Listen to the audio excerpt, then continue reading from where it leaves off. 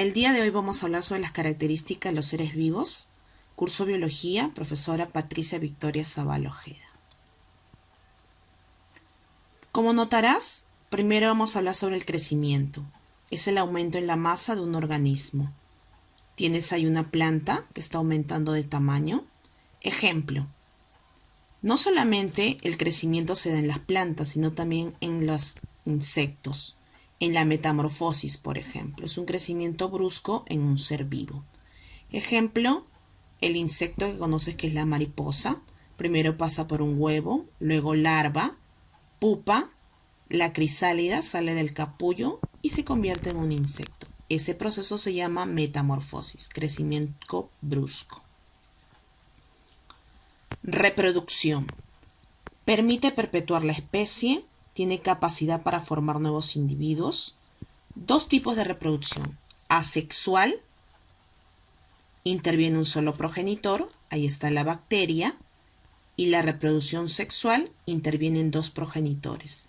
Ahí está, los gametos masculino y femenino se van a unir para dar lugar a un feto y va a haber variabilidad genética. En cambio, en la reproducción asexual no hay variabilidad genética. Es decir, de un solo progenitor, como observarás, esta bacteria se va a dividir y va a dar lugar a células hijas idénticas a ellas. Reproducción asexual. Interviene un solo progenitor. No hay células sexuales, no hay variedad genética. Ahí está una bacteria, se está dividiendo por fisión binaria. Esta a su vez, la fisión binaria de una bacteria se va a llamar transversal. Ocurre en bacterias en el reino moneda. Su material genético se está dividiendo al igual que la bacteria, en forma transversal. Tenemos a la longitudinal, las euglenas se van a partir, van a dar lugar a dos hijas idénticas igual a la madre con material genético. Las euglenas pertenecen al reino protista. Estrangulación. La ameba pertenece al reino protista. La ameba, recordemos que no tiene forma definida. Como no tiene forma definida, esta ameba lo que va a hacer es su material genético dividirlo en dos al igual que su cuerpo, para dar lugar a dos células hijas idénticas.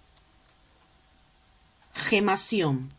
Un ser vivo emite una yema o gema. En este caso, el ejemplo tenemos a la hidra, que de su cuerpo se desprende una gema o yema o un bulto y da lugar a otra hidra idéntica a ella. Luego tenemos a las esponjas también, esponjas de mar, que pertenecen a los poríferos. Ellos también van a eliminar de su cuerpo una yema o gema y luego se convertirá en una esponja. Por último, las levaduras. Las levaduras son hongos. Si tú notas en la tercera imagen, esporulación, llamada también fisión múltiple. Ejemplo, los hongos, el penicillium, ahí están las esporas, caen en el suelo y forman otro hongo. Los protozoarios, como el plasmodium, que da lugar a la enfermedad llamada paludismo. Eso moradito que tú ves ahí es ese plasmodium.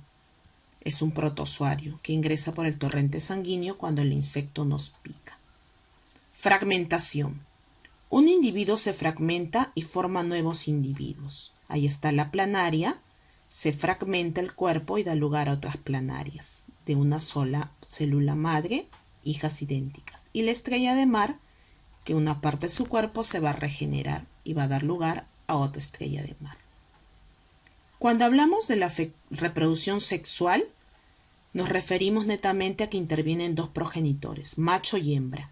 Existen células sexuales, gametos, y existe variabilidad genética. No necesariamente van a ser igual a la madre, sino con algunas características del padre o del macho. Fecundación externa. ¿Con quién se da? En el medio ambiente, mediante los peces, sapos y ranas. Van a desovar los peces, gameto masculino y femenino se juntan y dan lugar a la fecundación externa, fuera del individuo. mientras que la fecundación interna se da dentro del individuo. Los gametos son puestos dentro de la hembra, ejemplo tiburón, ser humano. Tenemos a la fecundación cruzada, los hermafroditas como el caracol. En la primera etapa, el caracol es una hembra y en la segunda es un macho. También tenemos a la lombriz de tierra y a la planaria.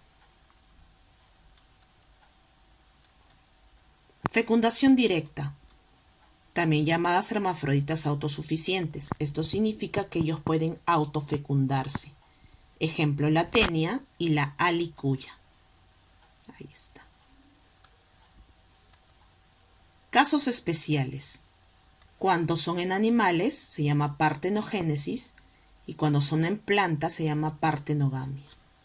Partenogénesis, formación de un individuo a partir de un óvulo no fecundado.